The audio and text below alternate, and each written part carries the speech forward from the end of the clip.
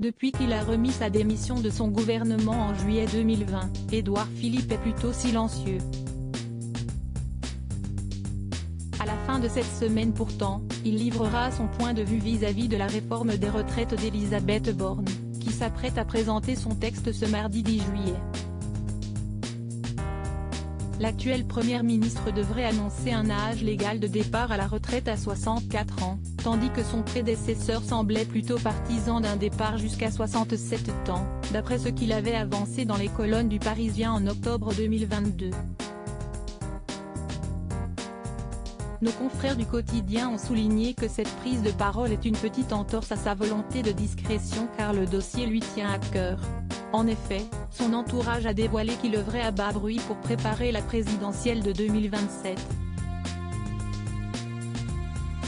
Il construit une machine de guerre, a confié l'un de ses proches.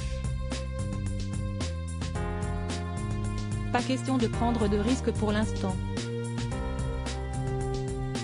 L'ancien Premier ministre attend de savoir si le fait d'être perçu comme l'héritier de Macron sera un avantage ou un inconvénient, explique le quotidien. Pour l'instant, Édouard Philippe n'a donc pas intérêt à bouger, a continué ce proche.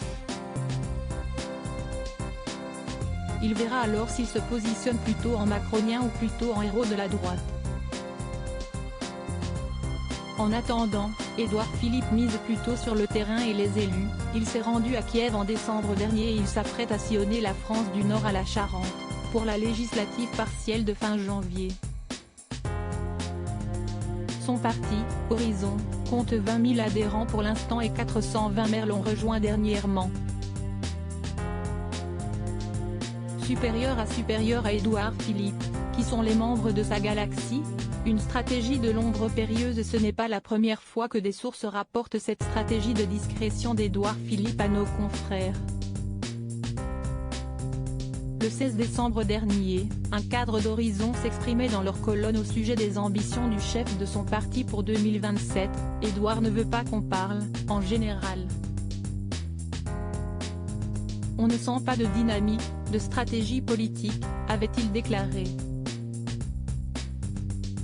À pas de velours, le maire du Havre rencontre un maximum de gens, comme ce fut le cas de son apparition le 22 novembre dernier au Salon des maires, qui avait tout l'air d'une visite de campagne électorale. Cependant, cette stratégie de l'ombre pourrait être à double tranchant, comme l'avait analysé un macroniste. C'est tout le dilemme d'Édouard Philippe, comment gérer le temps, en envoyant des cartes postales, sans trop en faire non plus pour ne pas lasser? C'est extrêmement difficile. Crédit photo, Bruno Bébert.